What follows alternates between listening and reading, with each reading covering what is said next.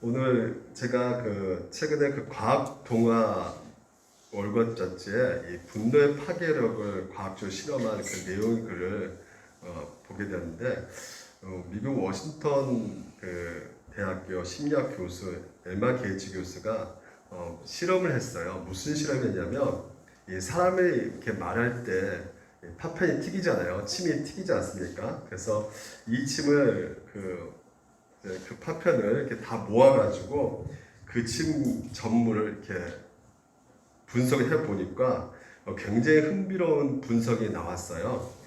그 사람의 그 감정의 상태에 따라서 이 침 색깔이 이렇게 달라진다는 것입니다. 평상시에 별로 이렇게 격앙이 없고 이렇게 평온하게 오늘같이 설교 시간에 이렇게 평온하게 설교를 하면 색깔이 이렇게 침전물이 무색으로 이렇게 나오고요. 또 이렇게 어떤 사람을 반해가지고 사람의 감정으로 대할 때 어떤 소중한 느낌으로 이렇게 상대방의 따뜻한 말을 할 때는 그 색깔이 이제 분홍색을 띈대요. 좋은 색깔이죠. 근데 이제는 우리가 화를 낼 때, 너무 상대방에게 아주 심하게 욕을 할 때는 그 침 색깔이 갈색으로 아주 짙은 갈색으로 변한다고 합니다. 근데 더 인상적인 것은 무엇이냐면 이 침을 이제 주사기에 다 모아가지고 이 쥐에다가 이렇게 주입을 해봤대요. 흰 쥐가 얼마 못 가서 이렇게 죽었다고 합니다. 그래서 저는 이것을 보면서 굉장히 좀 충격을 받았어요. 우리가 보통 이렇게 격분해 가지고 나오는 이 말들이 정말 이 소랑의 것을 이 쥐에게 투입시켰더니 쥐가 목숨이 잃은 만큼 이렇게 정말 이런 춤이 강력했다면 격분할 때 우리가 얼마나 정말 많은 독을 이렇게 뿜어낼 수 있을까라는 생각을 해보게 되는 것이죠. 그게 얼마나 우리 몸을 힘들게 하고 또한 상대방을 아프게 하는지 생각을 하게 된다는 것입니다. 그래서 이렇게 파괴력을 가진 이 감정이면서도 통제되지 않는 이 부정적이고 무서운 에너지가 바로 분노라는 감정의 에너지라는 것입니다. 그래서 최근의 연구 결과를 보게 되면 우리가 이 분노라는 이 감정은 우리가 자꾸 이렇게 발설하고 누가 이렇게 얘기를 해줘야지만이 어느 정도 분노의 공격성이 줄어들고 내 정신 상태도 마음의 건강도 좋아질 것이라 생각을 하겠지만요. 최근에 나온 그 분노에 대한 연구는 그렇지가 않아요. 왜냐하면 뇌는 이렇게 익숙한 것을 굉장히 좋아한대요. 우리가 이 뇌는 주로 이렇게 득이 되는 것보다도 익숙한 것에 이 뇌가 움직이게 된다고 합니다. 그래서 뇌는 좋은 감정보다 이렇게 익숙한 감정을 이렇게 뇌는 선호하게 된다고 그래요. 그래서 우리가 일상에서 늘 이렇게 원망하고 격분하고 이 분노라는 감정이 늘 우리 가운데 표준 감정으로 우리가 자리 잡게 된다면 순간순간 우리가 나타나는 감정들이 여러 가지 있겠지만요. 이 표준으로 잡아놓은 이 감정 때문에 우리 안에서 이 분노가 계속 이렇게 더 세게 분노가 강화된다고 말을 해요. 근데 이것이요 성경에서 이렇게 나와 있는 말들이라고요. 보니까 에베소서 4장에 보니까 이렇게 되었어요. 분을 내어도 죄를 짓지 말며 해가 지도록 분을 품지 말고 이렇게 되어 있죠. 여기서 분을 내어도 하고 이 뒤에 있는 분을 품지 말고 이것이요 원어적으로 보게 되면 같은 분이 아니에요. 헬라 이 앞부분의 이 분은요 뒤에 분을 품지 말고 그 원어보다는요 굉장히 더 약한 겁니다. 그러니까 이 약한 것이 시간이 지남에 따라서 이 분을 품지 말고, 다시 말해서 그 단어 뜻이 더 훨씬 이 뒤에 있는 것이 강력하고 지독한 차원에서의 어떤 분노라고 그 원어적 뜻이 있다고 합니다. 그러니까 여러분 왜 성경에서 이 분을 마음에 품지 말라고 하는 이유가 무엇인가? 이 분을 마음에 품고 있으면 이게 갈수록 더 강력해지고 더 독한 분노로 변해가기 때문에 그렇다는 것입니다. 그래서 이 원리를 더 잘 설명해주고 있는 것이 31절인데 너희는 모든 악독과 노함과 분냄과 떠드는 것과, 여기서 악독이라는 것이 이 헬라어로 이 피크라는 단어인데요. 지나간 일에 대한 원한을 품고 있는 갑박한 마음이라는 것이에요. 그러니까 어떤 일로 해서 원한을 품게 되잖아요. 근데 이 악한 감정이 들어와가지고 그냥 방치된 상태에 계속 있는 것이에요. 그러면 이렇게 계속 있게 된다면 노함과 또한 분냄과 떠드는 것과 비방하는 곳으로 상대방을 비방하는 곳으로 이제는 가게 된다는 것이죠. 그래서 이것이 갈수록 더 강해진다는 것입니다. 그래서 이것을 조치를 취해야 된다는 것이죠. 그러니까 우리의 감정의 이 분노의 감정을 정리를 해야 된다는 것입니다. 해가 지기 전에 이 분노라는 감정을 정리하지 않으면 이게 계속해서 더 커져간다는 것을 말해주고 있어요. 그래서 존 오웬, 우리 총교도 신학자 한 분이 죄와 은혜의 지배라는 책에서 이렇게 말을 하고 있어요. 죄가 어떤 사람의 상상력을 지배해서 이로 인해 그의 생각하는 기능이 죄의 하수인으로 전락하는 경우가 많이 있습니다. 이 말이 무슨 말이냐면 우리가 죄는 이게 상상을 통해서 이 지속적인 묵상을 이렇게 통해서 성장하고 자라간다는 것이에요. 그러니까 살인을 하더라도 얼른 갑자기 살인하는 것이 아니라는 것이죠. 끊임없이 이 죽이려고 하는 그 상상과 그 계획을 늘 이렇게 하고 있다는 것입니다. 그러니까 아무런 감정이 없다가 갑자기 불쑥 그런 생각이 나서 저지르는 것보다는 오늘 우리가 최근에 일어나는 사건들을 보더라도요, 새 모녀 살인 사건도 한 달 전에 미리 계획적으로 늘 이렇게 생각해왔던 그 상상력을 실제로 행동으로 옮긴 것이거든요.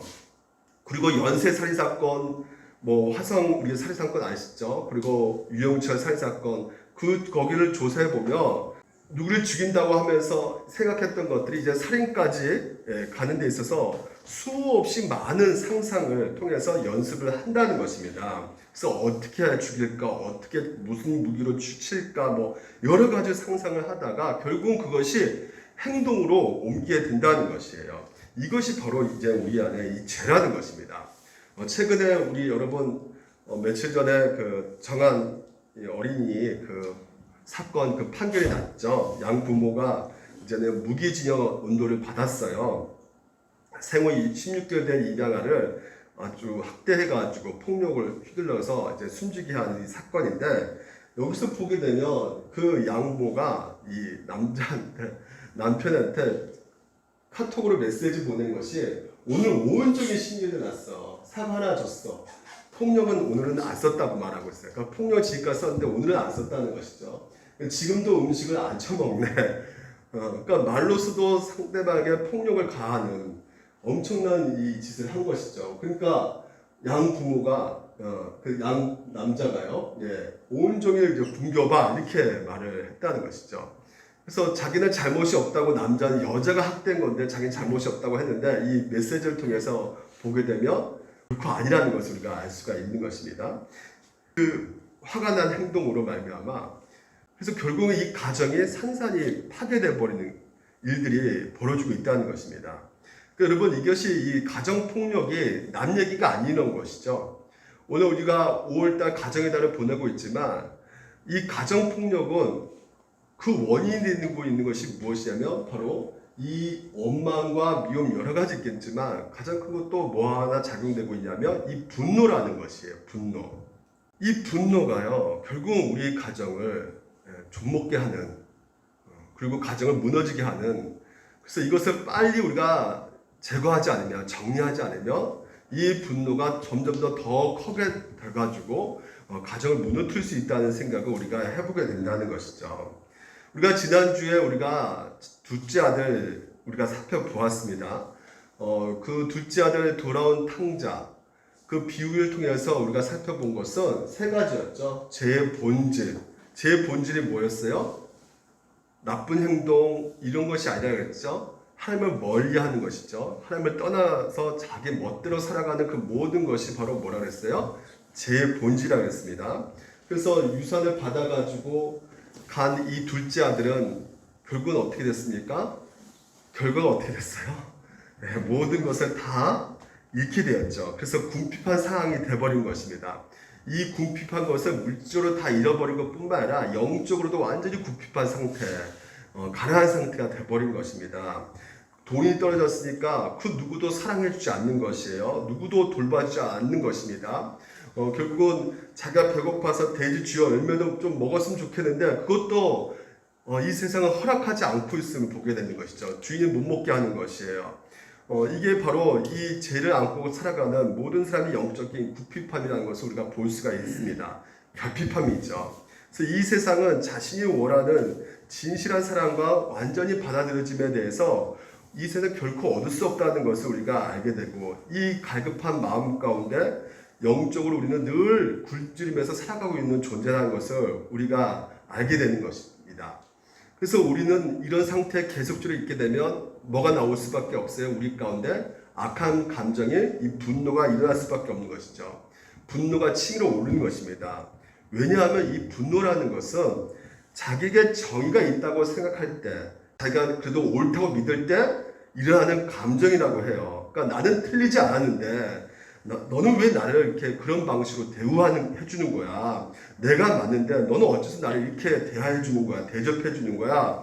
하면서 이 마음에서 발동하는 그 감정이 바로 무엇이냐면 이 분노라는 것이에요.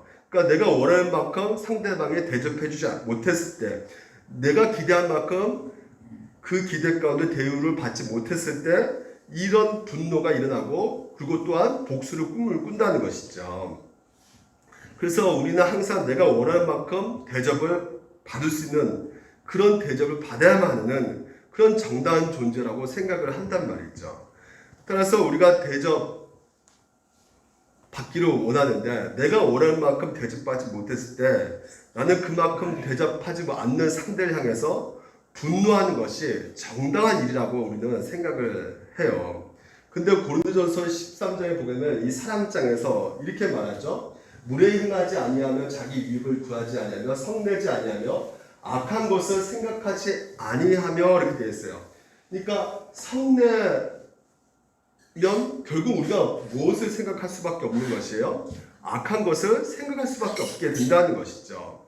그러니까 나를 분노케 하는 사람, 나를 미워하는 사람 어떻게 해야지? 어떻게 저 사람을 내가 처단해야지? 어떻게 내가 복수를 해야지?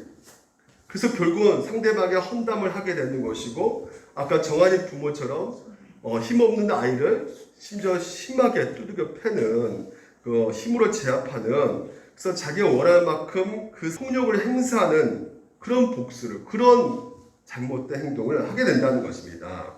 근데 우리가 지난번에 살펴본 둘째 아들은 분노 나겠지만요, 결국은 그 둘째 아들은 어디를 향해 갔습니까?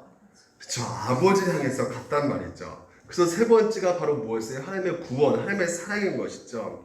둘째 아들은 정신을 차려서 보니까 내가 아버지 없이는 한순간도 살아갈 수 없는 존재구나라는 것을 깨닫게 되는 것이죠. 다시 말해서 아버지를 떠나면서 진정으로 원했던 진실한 사랑, 완전히 받아들여지는 것, 내 인생에서 정말 진정 완전한 그 의미와 내 인생의 그 목적과 내 인생의 진정 자존감, 이 모든 것들이 아버지 밖에 있는 것이 아니라 아버지 안에 있었구나라는 것을 깨닫게 되고, 이제 아버지께 돌이키게 되는 것입니다. 이게 바로 구원이고, 이게 바로 회심이라는 것이에요. 그래서 하나님 안에 우리가 원하는 거, 우리가 바라는 거, 모든 것이 다 하나님 안에 있다라는 것이죠. 아멘. 오늘 우리를 진정으로 만족시키는 그 진실된 완전한 사랑, 우리를 의롭다고 선해 주시는 그 완전한 받아주심, 우리의 인생과 목적, 그 모든 진정한 자존감, 그리고 평안과 확신, 이 모든 것들이 아버지 안에 있음을 우리가 깨닫고 그분께 돌이키며 회심하는 것이 바로 구원이라는 것을 여러분들 믿으시기 바랍니다. 그래서 이렇게 아버지께 이제 제정신을 차리고 회개해서 돌아갔더니 아버지는 어떻게 해요? 책망하십니까? 죄를 묻습니까? 그렇지 않죠. 그 좋은 옷과 좋은 신발을 신겨주시고, 또한 뭘 끼워줘요? 반지를 끼워주죠. 반지는 뭘 말해준 겁니까? 너는 내 모든 것을 가질 수 있는 상속자야 라고, 그런 의미에서 반지를 끼워주죠. 그래서 큰 잔치를 벌어지게 됩니다. 여러분, 여기서 이 이야기가 딱 끝나면 얼마나 좋겠어요. 그런데요, 이야기가 이렇게 끝나지 않고요, 아버지에게 우리가 그 탕자, 둘째 아들만 잃어버린 아들이 아니라 하나가 더 있는 것이죠. 그 아들이 바로 첫째 아들인 것입니다. 큰 죄를 지은 그 동생이 돌아왔을 때 아버지께서 선대해주고 받아주신 것에 대해서 분노하고, 그리고 아버지를 거부한 이 첫째 아들, 또 다른 잃어버린 아들이었던 것입니다. 그러니까 둘째 아들은 허랑방탕하게 죄인처럼 진짜 자기 쓰고 싶은 거 마음껏 쓰고 지고 싶은 거 마음껏 지기고 하나님 없이 행동했던 사람인데, 근데 이 첫째 아들은 하나님의 말씀을 잘 지켰단 말이죠. 이 첫째 아들은 우리는 영적으로 잊어버린 아들이 아닐 거라 생각을 한단 말이죠. 근데 여러분 그렇지가 않다는 것이에요. 둘의 차이가 약간 있어요. 둘째 아들은 자기의 어떤 불순종함으로 자신이 원하는 것을 얻으려고 했지만, 그래서 잃어버린 바 되었지만요, 이 첫째 아들은 자신의 순종함으로 말미암아 자신이 원하는 것을 얻으려고 했는데 똑같이 어때요? 잃어버린 바 됐던 것입니다.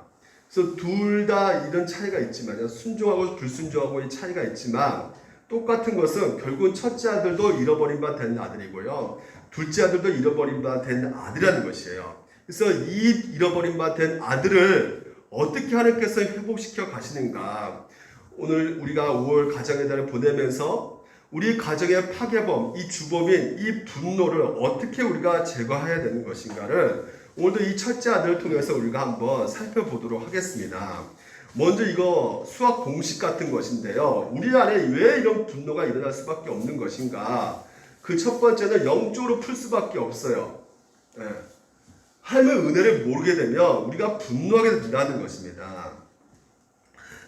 지금 아버지께 돌아온 둘째 아들을 받아주고 그리고 그 아들에게 잔치를 베풀어 주었을 때, 그때 첫째 아들은 이제 밭에서 일을 마치고 집으로 돌아오는 길이었어요. 둘째 아들은 먼 나라에서 들어왔죠. 둘째 아들은 방탕에 살다가 돌아왔는데, 첫째 아들은 열심히 일하다가 집으로 돌아왔단 말이죠. 그리고 둘째 아들은 아버지 명을 어겼고 갔다가 돌아왔는데, 첫째 아들은 아버지 명을 지키면서 살다가 이제 매일 집으로 돌아오게 된 것입니다. 그러니까 형과 동생이 이렇게 다르단 말이죠. 동생은 아주 나쁜 아들이고 형은 아주 착한 아들인 것처럼 보인단 말이에요. 겉모습 보기에는 그렇게 보인단 말이죠. 근데 정말 속으로는 정말 그런 것일까? 속마음은 진짜 그럴까? 오늘 이 이야기가 이 첫째 아들은 누구를 향해서 지금 이제 예수님께서 말씀하고 계시냐면, 바리새인과 서기관들의 순거리인데 예수께서 그들에게 이 비유로 이르시되, 누구한테 말하냐면 바리새인과 서기관들을 향해서 말을 하고 있다는 것이죠. 이 바리새인은 스스로 자기는 의롭다고, 너희들하고 난 구별된 사람이라고 주장하는 자기의 자랑스러운 이름 바리새인이라는 것을 갖고 있단 말이에요. 그래서 이 바리새인들은 나는 구별된 착한 아들이야, 그리고 저 세리들은 전 나쁜 아들이야, 이렇게 생각하는 그 첫째 아들 인식 가운데 굉장히 많이 그런 생각을 갖고 있었던 것입니다. 그래서 나는 너희들보다 좀 더 도덕적으로, 비교적으로 내가 좀 더 성실하게 살아왔고 열심히 살아왔어, 이렇게 우리가 생각하는 경우가 많이 있잖아요, 살다 보면요. 그러면 이런 모습들이 결국은 우리 안에 첫째 아들 모습이 우리가 그런 인식을 가지고 살아가고 있지 않나라는 생각을 해보게 된다는 것입니다. 그러니까 나는 저 사람들과 좀 다르게 내가 좀 선하게 살고 내가 열심히 살아왔기 때문에 오늘 내가 이렇게 누리는 대접 받을 만해, 난 마땅해, 이런 생각을 갖게 된다는 것이죠, 우리가요. 근데 여기서부터가 여러분 분노, 이 파괴 에너지가 발동하기 시작하게 된다는 것입니다. 첫째가 집으로 돌아오는 과정 가운데 집에 다 앞에 이르러서 이상한 소리가 들리는데 풍악 소리가 나고 춤추는 소리가 막 들린다는 것이에요. 시끌벅적한 소리가 들리는 그 상황 가운데 이거 아버지 생신도 아니고 이게 무슨 날일까? 큰 행사가 일어난 것인데, 그래서 종에게 물어봤어요. 근데 종이 뭐라 대답하냐면, 당신의 동생이 돌아왔음에 당신의 아버지가 건강한 그를 다시 받아들이게 되므로 인하여 살찐 송아지를 잡았나이다. 자, 동생이 돌아왔다면 이 첫째 아들 어떤 반응을 가져야 될까요? 내 동생이 살아 돌아왔구나, 진짜 건강해, 다행이다, 돌아와서 너무나 진짜 좋다, 고생 많이 했겠구나, 이렇게 생각하고 안아주고 받아줘야 되는 것이 형 아니겠습니까? 근데 이게 정상인데 형은 어떻게 행동하고 있어요? 28절 보니까요. 어떻게 해요? 그가 노하여 이렇게 말하고 있어요. 아버지는 둘째 아들 돌아오는데 너무 좋아하는데요. 이 형은요, 크게 분노했다는 것이에요. 이게 너무나 화가 나니까, 자, 보십시오, 여러분. 이 너무나 화가 나면요, 어떤 일이 벌어지냐면, 이 말투부터가 달라지는 것이에요. 자, 29절 보십시오. 큰아들은 아버지께 말했다. 보십시오! 화가 나는 아버지, 이거 한번, 이 보세요. 이거예요, 이거. 한번 보세요, 이거. 말투가 어떻습니까? 악독이 가득 찬 목소리죠. 이 보세요. 이게 뭡니까, 이게? 나는 이렇게 아버지 벽을 잘 지켜가지고 이렇게 살아왔는데, 염소 새끼 한 마리도 안 잡아주시는데, 나한테 이게 뭡니까? 나 이렇게 섬겨왔다고요. 아버지를 섬겨왔습니다. 근데 여기서 또 이 언어적 의미가, 이 섬겨왔던 언어적 의미가, 자기가 아버지한테 종처럼 살았다는 거예요. 그러니까, 아버지가 자기를 아들로 대하기보다는 노예로 대했다는 것입니다. 여러분, 이런 말 들었을 때 아버지 마음이 어땠을까요? 서운하지 않을까요? 네? 지호야, 물 한 잔만 갖다 줘. 아빠, 왜 나한테 노예로 대합니까? 내 종입니까? 이러면 어떨까요? 섭섭하겠죠. 그러니까 지금 현재 이런 벌어진 일들 가운데 분노하니까 어떤 말투부터가 달라지고요. 또한 생각도 달라지는 것이 아버지에 대한 생각이 달라지는 것이에요. 그러니까 둘째에서는 이렇게 잘 대우해 주는데 왜 나에게 이렇게 부당하게 대해 주십니까? 아버지 진짜 불공평하십니다. 너무나 불의한 자입니다. 이렇게 노하고 있단 말이에요. 첫째 아들 말이 무엇일까요, 여러분? 요점이 무엇일까요? 자신이 마땅히 받아야 할 것을 받지 못했다는 것이에요.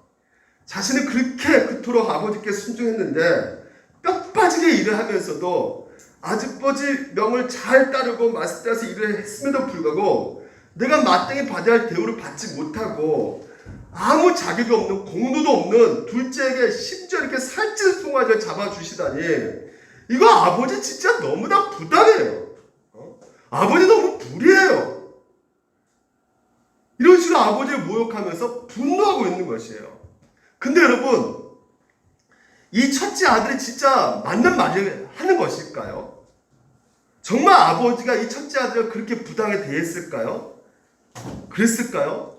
전혀 그렇지 않습니다. 자, 보십시오. 아버지가 뭐라고 대답하는가? 아버지의 이래, 얘 너는 항상 나와 함께 있으니 내 것이 다 누구 것이다? 네 것이다. 염소 한 마리 한 마리도 잡아준 적이 없다고 하는데 지금 다 네 것이라 말하고 있는 것이에요. 여러분, 누구 걸까요, 진짜? 아버지가 지금 이제 집에 있는 그 아버지 것이라고 우리가 생각할 수 있겠지만요, 그렇지가 않아요. 12절 말씀에 보게 되면 둘째가 아버지에게 말하되 아버지의 재산 중에서 내게 돌아올 푸는 것을 내게 주셔서, 둘째한테 달라져. 그때 아버지가 어떻게 해요? 그 살림을 누구한테 줬어요? 첫째 아들 안 줬어요, 줬어요? 줬단 말이에요. 각각 나눠줬단 말이죠. 이게 무슨 말입니까? 아버지의 지금 유산을 나눠줄 때요, 둘째 아들만 주는 것이 아니라 첫째 아들도 줬다는 거예요. 근데 보통 유대에서 율법에 의하면 유산을 나눠줄 때 첫째 아들은 3분의 2, 2배 더 주게 돼 있어요. 그러면 3분의 1은 누가 가져왔어요? 둘째 아들 가져갔죠. 첫째 아들은 몇 개를 가져온 거예요? 2개를 더 가져간 거예요. 그러면 아버지께 있습니까, 없습니까? 없죠. 다 누가 가져간 거예요? 아들이 다 가져간 것이란 말이에요.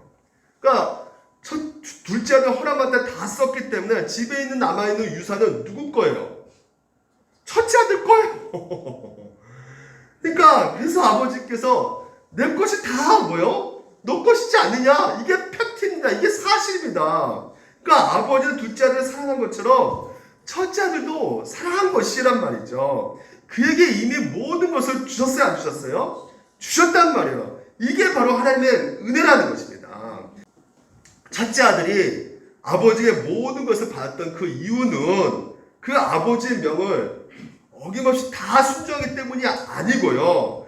아버지 집에서 뼈 빠지게 일을 했기 때문에 그 보상을 받는 것이 아니고 그것과 전혀 상관없이 아버지가 이 첫째 아들도 사랑했기 때문에 자신의 아들이기 때문에 그에게 모든 것을 주셨다는 것입니다.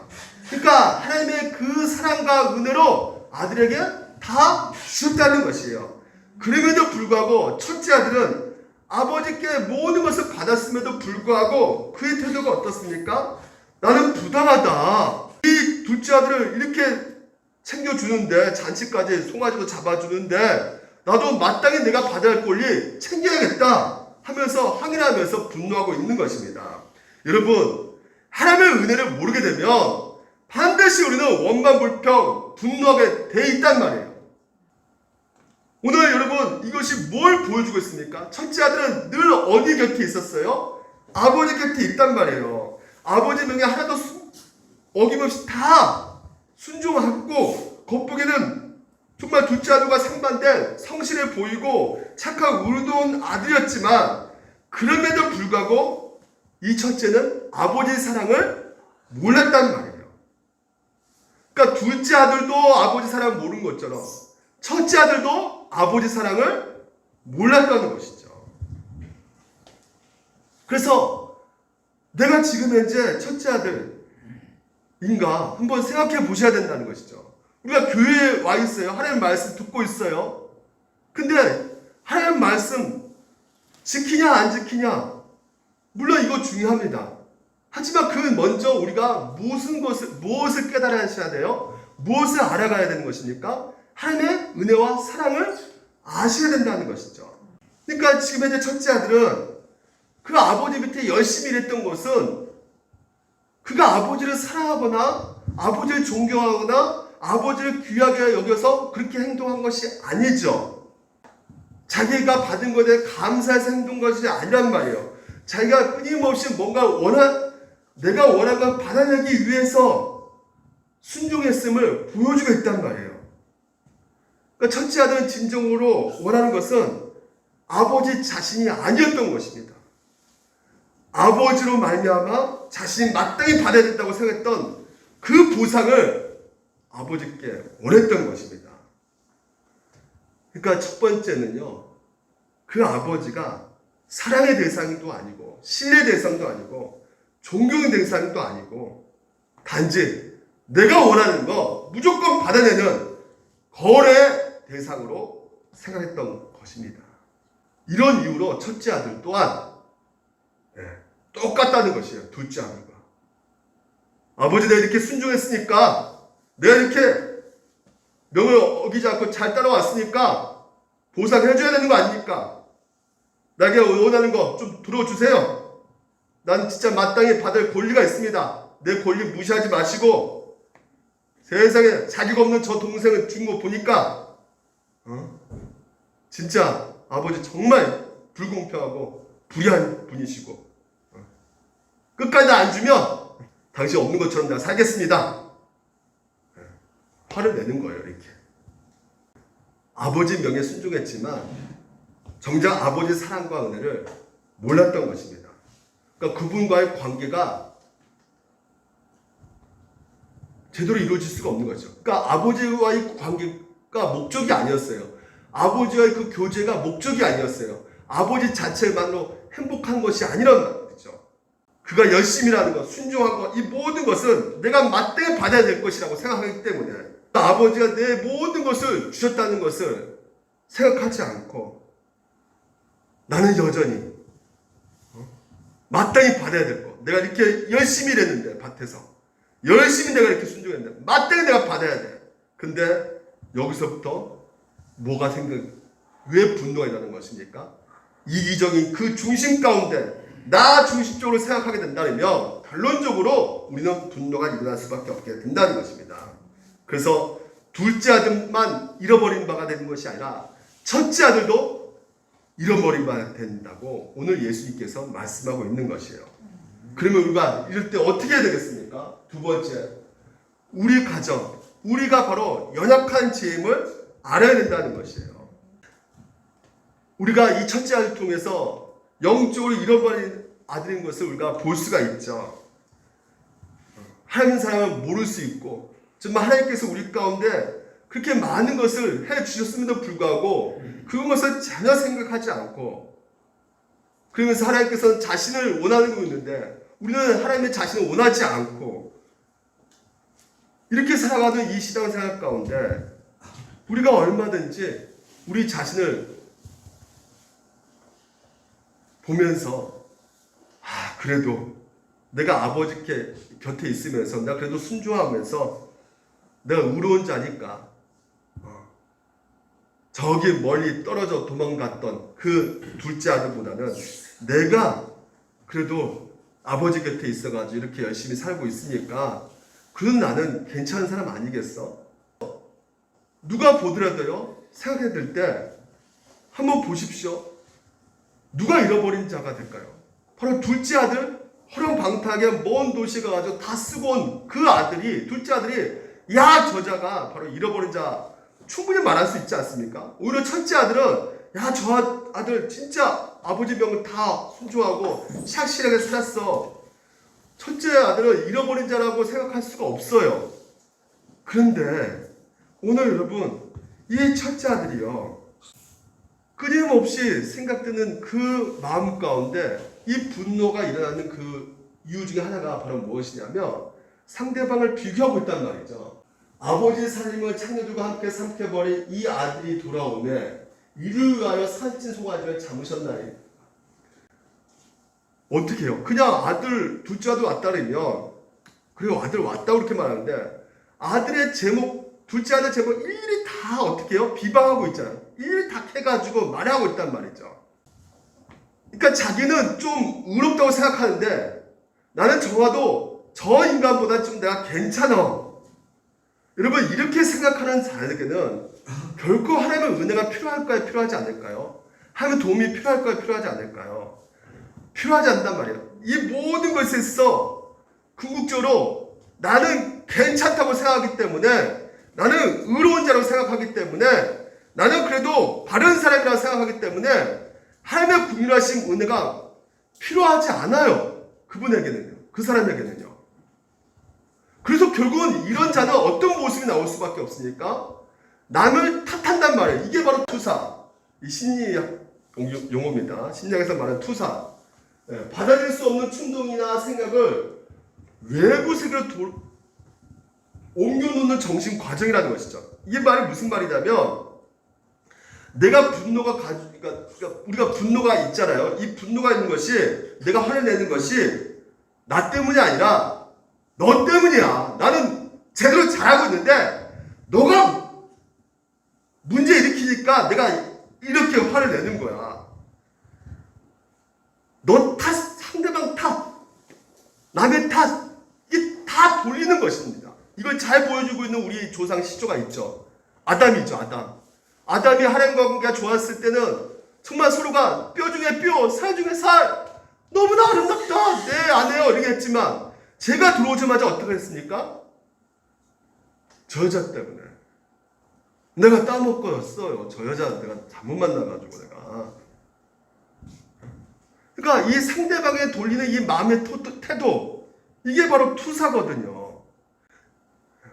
그러니까 이게 죄성이란 말이에요. 죄성. 결국은 이것이 가인과 아벨까지 오늘 우리 가운데 보여주지 않습니까? 서로 비교하면서 아니 어떻게 저 아벨은 제사를 받아주고 왜 내 제사는 안 받아줘? 여러분 남의 탓 안 돌리는 그런 가정 있을까요? 우리는 많은 사람들이 꿈을 꿔요. 우리 가정은 스위트 홈, 아름다운 가정. 과연 우리 가정들이 아름다운 가정이 있을까요? 저는 이 시대의 가정을 폭풍성의 가정이라고 저는 생각을 해요. 현실 속에서 수많은 상처와 울분이 우리 가정에 가득 차 있습니다. 상처와 그 아픔이 고통이 서로가 이 남의 탓 돌리고 서로 원망하고 이런 상황 가운데 많은 가정, 거의 다 모든 가정들이 피폐되어 있어요. 그것은 이미 성경에서 말해주고 있습니다. 이 죄로 말미암아 시작된 가정들이 얼마나 피폐되어져 가고 있는 것을 대표적 케이스로 보여주고 있는 것이 야곱 아니겠습니까? 야곱이 어때요? 아버지 이삭의 사랑을 받습니까? 못 받습니까? 편애하잖아요. 편애. 근데 편애한 이유가 너무나 엉뚱해요. 보십시오. 이삭은 에서가 사냥한 고기를 뭐라고요? 좋아한다는 것이에요. 그 이삭은요, 야곱보다 예수를 더 좋아하는 이유가 사냥한 고기 때문이라는 거예요. 그러니까 자기 욕구 때문에, 자기 욕망 때문에, 자기 욕심의 도구로 자기의 아들을 바라본단 말이죠. 그렇기 때문에 편하게 된다는 거예요. 공부 잘하는 아이, 공부 못하는 아이. 좋은 대학 간 아이, 좋은 대학 가지 못하는 아이. 그러니까 자랑해도 누구 자랑해요? 공부 못하는 아이 자랑합니까? 보통 부모들이 공부 잘하는 아이 자랑합니까?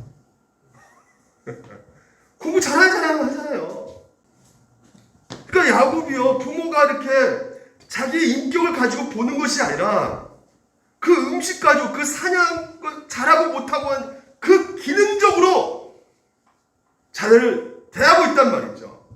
이렇게 대하고 있는데, 기능적으로 자기를 대하고 있는데 어떤 자식들이 상처를 안 받을 수가 있겠습니까? 공부를 잘하냐 못하느냐. 근데 여러분, 이런 상처를 받고 있는 그 가정 가운데 이게요, 이제 야곱은 제가 그걸 경험했잖아요. 그럼 자기 자식한테는 어떻게 해야 될까요? 보통 어떤 가정을 보면 폭력이 난무하는 가정 있잖아요. 그 아내를 막 때리고, 그냥 아내를 그냥 그 막 술 먹고 와서 그냥 두들겨 패고 막, 예? 이게 습관화 돼가지고, 예? 그 자식들 그 엄마를 괴롭히는 그 아빠를 보면서 나는 절대 때리지 않을 거야. 내 결혼 내 아내는. 이를 아무로 결심한단 말이에요. 야곱도 그렇게 결심했을 것 같아요. 근데 보십시오. 야곱은 어떻게 하고 있느냐. 요셉은 너네 어느 아들이므로 이스라엘이 여러 아들보다 그를 어떻게 해요? 더 사랑한단 말이에요. 편애한단 말이에요. 난 절대 아버지처럼 되지 않을 거야. 절대로 난 약한 여자 두들패는 이런 짓 하지 않을 거야. 근데 오늘날 이 통계가 보여주는 것이 무엇입니까? 폭력이 낳은 그 가정에 많은 가정들이 또 그 아들이 그것을 본단 말이에요. 여러분, 자녀들은 우리의 무엇을 봐요? 우리 행동을 봅니다. 우리 행동을 보고 움직인단 말이에요. 그래서 그 통계가 보여주고 있어요. 그러니까 여러분, 절대 우리 가정들이 이 아름다운 가정, 스위트 홈, 우리가 깨어있지 않으면 우리 가정은요, 저절로 이 세상 가운데 물들어져 가지고 점점점 어떻게 해요? 가정의 폭풍 속으로 휘말릴 수밖에 없어요. 그렇게 흘러가게 돼 있습니다. 그러니까 여러분, 오늘 우리 시대가요, 유사일로 부모 세대하고 자녀 세대의 갈등 꼴이 제일 깊대요. 그러니까 다 피해자란 말이죠. 그러니까 아버지는 이 세상, 이런 세상을 경험했고, 지금 그 아들은 저런 세상을 경험하는, 아버지가 도무지 아들 행동하는 거 보면 이해를 못하는 것이죠. 그래서 보통 또 아들도 아버지의 그 말하는 그 잔소리 들으면 뭐라고 말합니까? 꼴통 말이잖아요. 네? 그러니까 상당히 많은 젊은 세대가 기성세대를 이해가 안 된다 그래요. 그러니까 오늘 젊은 사람들이 오해하면 안 되는 것이, 아버지 세대가 이상한 것이 아니라 다르단 말이에요. 틀린 게 아니란 말이에요. 부모 세계가 다른 겁니다. 그리고 또 부모는 또 자녀에 대해서 이해를 못하는 것이 무엇입니까? 어떻게 저렇게 행동하지? 어떻게 저렇게 생각할 수 있지? 아니란 말이에요. 다 우리는 어떤 상태느냐? 죄로 말미암아 피해자란 말이죠. 그래서 우리 안에는 이 죄로 말미암아 내 욕심, 내 만족이 이루어져야 되는 것이에요. 만족해야 된다는 것이죠. 근데 내 가족을 보면 만족이 됩니까? 안 됩니까? 안 되는 거예요. 나 중심으로 계속 생각해야 된다면 우리 안에 느껴지는 것은 결핍뿐이에요. 궁핍뿐이란 말이죠. 그래서 자녀를 보아도 부족한 면만 보이게 되는 것이고, 남편을 보아도 부족한 면만 보이게 되는 것이고, 부모님을 봐도 부족하고, 그래서 어떻게 합니까? 서로 탓하고 투사한단 말이죠. 너 때문이야. 이렇게 가는 겁니다, 여러분. 이게 바로 이 현대 가정 가운데 일어나고 있는 현상이란 말이에요. 그래서 상대방에게 말 한마디에 상처를 주고 책임전가 시키고 이런 아픈 일들이 일어나고 있는 것이 바로 이 가정이란 말입니다. 내 감정은 이러한데 내가 너 때문에 상처를 받고 있어. 왜 나를 인정해주지 않는 거야? 이런 상태에서 끊임없이 그 갈등 가운데 가정이 무너지고 있단 말이에요. 그래서 먼저 우리 가정은 어떻게 생각해야 됩니까? 죄인들이 모여있는, 열악한 자들이 모여있는 가정이라고 생각하셔야 되는 것이에요. 아멘? 뛰어난 사람이 모이는 가정이 아니에요. 잘난 남편이 있는 것이 아닙니다. 똑똑한 아내가 있는 것이 아니에요. 훌륭한 부모가 있는 것이 아니에요. 모두가 다 이 죄로 말미암아 피해자란 말이에요. 서로가 상처를 주고 서로가 상처를 받고 아픔을 겪고 되고 갈등을 하고 있는 것이 바로 이 가정이란 말입니다. 그래서 하나님께서는 오늘 우리 가운데 하나님 나라를 소개하고 있는 것이에요. 우리가 무지 속에 있기 때문에 우리는 끊임없이 이렇게 흘러간단 말이에요. 그것이 왜 이렇게 생긴지도 모르고 왜 이렇게 벌어지는지도 모르고 그냥 내 욕심껏 내 욕망 가운데 나 중심적으로 이 벌어진 현상들을 생각한단 말이죠. 그렇기 때문에 끊임없이 결핍과 그런 부족함 가운데 상대방을 탓하는 상황 속에서 오늘 마지막으로 세 번째, 여러분 이게 너무나 중요합니다. 오늘 이 분노, 가정을 파괴하는 이 에너지를 제거할 수 있는 유일한 것은 하나님의, 우리 같이 한번 읽어봅시다. 시작. 하나님의 사랑을 누림으로 공감 능력을 키우라는 것이에요. 아멘. 지금 첫째 아들이 바리새인과 서기관이라 했죠. 왜 예수님께서 이 비유의 말씀을 해주셨을까요? 예수님께서 뭐라고 말씀하고 계십니까? 야, 이 바리새인과 서기관들아, 내 너희들 절대 받아줄 수 없다. 니들 의로 똘똘 뭉쳐있는 이 인간들아, 하면 너희들 결코 받아주지 않을 거고 나도 받아줄 수 없어. 나쁜 놈들, 자기밖에 모르는 의로 똘똘 뭉쳐있는, 이렇게 예수님께서 생각하실까요? 바리새인과 서기관들은요. 그럴까요, 여러분? 아닙니다. 예수님 말씀은 둘째 아들과 똑같이 첫째 아들도, 그러니까 둘째 아들 죄인이잖아요. 그런 죄인을 사랑하신 것처럼 첫째 아들 같은 죄인도 하나님께서 어떻게 하신다는 것이에요? 사랑하신다는 것이에요. 아멘. 둘째 아들처럼 자신이 죄인을 인정하고 고백하는 아들만 받아주신다면요, 여전히 첫째 아들같이 자기가 무엇은 잘못했는지 못하고 자기 죄를 보지 못하고 오히려 자기 의로움을 자랑하면서 은혜 필요 없어 라는 그 사람까지도 하나님이 여전히 사랑하시고 여전히 그를 찾기를 원하시고 여전히 그를 구원하시기를 원하신다는 메시지를 오늘 여러분 이 첫째 아들 잃어버린 아이를 통해서 해주고 있단 말이죠. 우리가 이것을 어떻게 알 수 있습니까? 무슨 근거로요, 목사님? 예, 성경에 나와 있습니다. 28절 보십시오. 그가 노하여, 우리는 노하여, 분노해요. 늘 결핍 상태에서 짜증을 냅니다. 그런데 하나님께서 어떻게 하십니까? 아버지가 나와서 권하는데, 이게 중요한 단어예요. 헬라어로 파라칼레오. 어디서 많이 들어봤죠? 보혜사 성령이 뭐라 그래요? 파라클레오입니다. 파라가 무슨 말이냐면 곁에예요. 곁에 있어서 칼레오. 칼레오는 청하다, 강구하다 뜻이거든요. 그러니까 파라 성령님께서 오늘도 여러분 우리 가운데 곁에 있어서 유리해 주신다 해서 보혜사, 파라클레오 이렇게 말하는 것처럼 오늘 하나님께서도 오늘 여러분 첫째 아들 같은 우리를, 첫째 아들 같은 우리 가정을 끊임없이 사랑하고 유려하는 마음으로 자녀 곁에 늘상 계셔서 우리를 설득하고 계신다는 것이에요. 권하여 이거 미완료 시제거든요. 그러니까 지속적으로 계속해서 아버지 자존심 다 내려놓고 그러지 않을 수 있어요. 하나님은 아버지이기 때문에, 하나님이시기 때문에, 전지전능하신 분이기 때문에 그럴 필요가 없어요.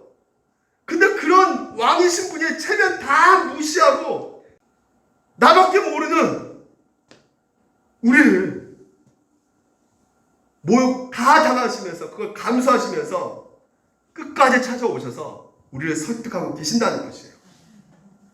내가 이만큼 너를 사랑하고 있단다. 이 모든 것이 너 거 아니겠니? 내가 이만큼 사랑해 너를. 너 같이 우리 의례잔치에 참여하자. 첫째 아들아. 이렇게 권하여 간청하고 있단 말이에요. 칼레오. 계속해서 따뜻한 말로 겁박집에서 너 이거밖에 못하냐, 너 죽을래? 살래? 이렇게 하지 않으시고 첫째를 향해서 하는 그 따뜻한 말, 모든 자존심 다 내려놓고 하나님께서 오늘 우리 가운데 권하고 계신단 말이에요. 이게 바로 예수님께서 말씀하고 있는 하나님의 마음인 것입니다.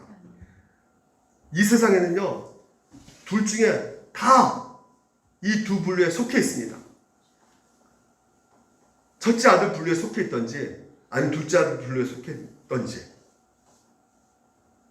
자신이 자기 의로움을 가지고 자신이 원하는 바를 얻어내려고 하는 그런 아들이 있고요, 아니면 불순종을 말려면 철저하게 독립하고 자기 뜻대로 혼자서 멋대로 살아가는, 그래서 자신이 원하는 것을 얻어내려고 하는 그런 아들이 있습니다. 근데 중요한 것은 뭐냐면 둘째 아들은 어떻게 했습니까? 그 아버지가 멀리서 어떻게 했어요? 오는 것을 보고 달려나갔죠. 가슴으로 품었단 말이에요. 품어 안았단 말이에요. 첫째 아들은 어떻게 합니까?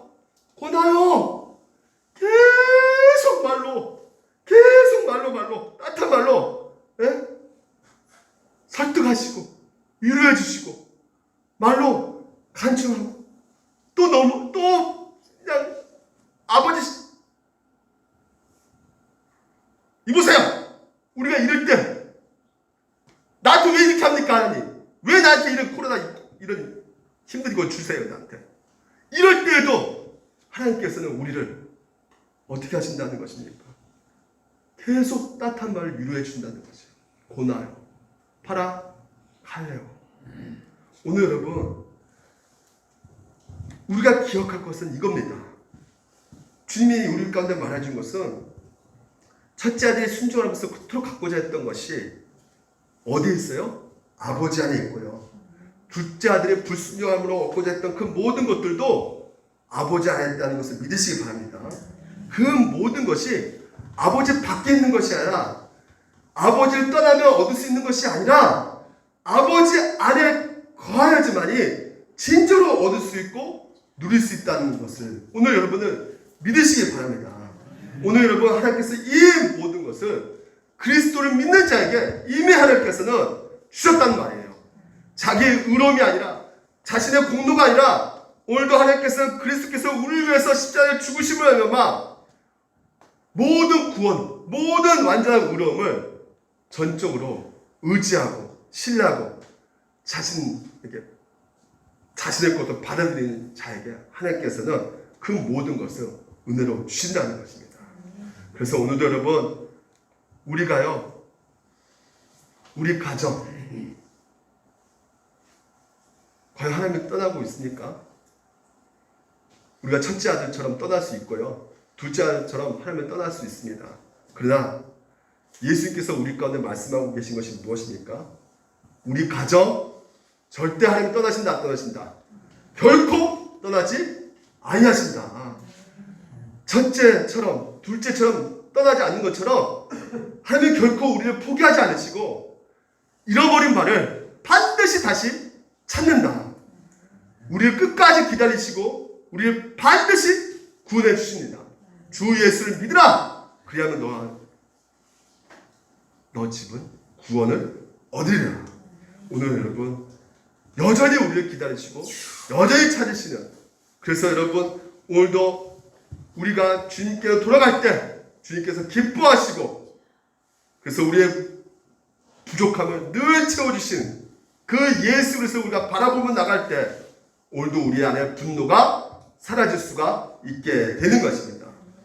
아무리 율법에 착하게 산다 하고 우리가 순종하게 산다 할지라도 하나님 아버지 사랑을 알지 못하면요, 오늘 우리 가운데 첫째 아들의 모습이 당연히 나올 수밖에 없어요. 서로 비교하고 분노하면서 서로 경쟁하고 질투하면서. 하지만 오늘 아버지의 사랑을 더욱더 여러분 알아감으로 말미암아 그 사랑의 기초예요. 여러분 가정에 내 자녀, 내 남편, 내 아내, 내 부모를 사랑하시는 가정의 달이 되시기를 주님 이름으로 축원드립니다. 따라합시다. 먼저 사랑을 누리자. 하나님의 사랑을 누리고, 그리고 또 하나님의 그 공감 능력. 하나님께서 먼저 우리를 공감하셨어요. 우리 연약함을 동조하지 못하시니가 아니요 모든 우리와 똑같이 시험을 받으시기로 죄는 없으시라. 우리의 모든 것을 다 아시는 분이세요. 그래서 오늘도 하나님께서 우리의 모든 것을 이미 주셨기에 여러분도 그 하나님의 공감 능력을 가지고 내 가족들을 공감하면서 사랑해주고 품어주고 그리고 따뜻한 위로의 말 하셔서 이 분노를 싹 제거하는 여러분이 되시기를 주님 이름으로 축원드립니다. 기도하겠습니다. 하나님 아버지 감사합니다. 우리가 2주 동안 둘째 아들, 첫째 아들을 우리가 살펴봄으로 말미암아 오늘도 하나님께서 가정의 달로 우리 가족들을 또한 생각하게 하시고 결코 이 가정이 하나님 나라로 그리고 구원의 그 놀라운 행복으로 이르게 하기 위해서 끊임없이 늘 첫째 아들처럼 살아가고 둘째 아들처럼 살아가는 우리들에게 말씀하시고 또한 가슴으로 품어주고 계시는 그 파라클레오 오늘도 늘 그 하나님의 일하심을 우리가 보게 하여 주시옵시고 또한 그 일하심을 믿게 하여 주시옵시고 그 믿음으로 말미암아 우리 가운데 분노가 사라지고 그래서 우리에게 있어서 악한 생각도 사라지며 내 형제들에게 또한 내 이웃에게 내 가족들에게 주님의 마음을 품고 똑같이 공감할 수 있는 그런 가정이 될 수 있도록 주께서 복의 복을 내려 주시옵소서. 그 은혜에 감사해서 하나님 앞에 예물로 드립니다. 이 예물이 하나님의 뜻대로 사용되게 하여 주시옵시고 바치지 못한 수업들도 주님께서 기억하여 주셔서 오늘도 주신 그 말씀을 통해서 다시 한번 우리의 그 모든 마음들이 무너진 마음들이 회복되어 줄 수 있도록 물질적으로도 영적으로도 그 궁핍하고 결핍한 것이 회복되어 줄 수 있도록 주께서 축복하여 주시옵소서. 이제는 우리 주 예수 그리스도의 은혜와 하나님의 넓으신 사랑과 성령님의 감동 감화 교통으로 충만하심의 역사가 폭풍 속으로 걸어가는 그 가정에 위험한 파괴력을 지닌 주범 이 분노를 오늘도 하나님의 사랑을 더욱더 알아감으로 말미암아 내 삶 가운데 공감 능력을 가지기로 결단하는 주님의 자녀들 머리 위에 지금부터 영원토록 함께 있을지어다. 아멘.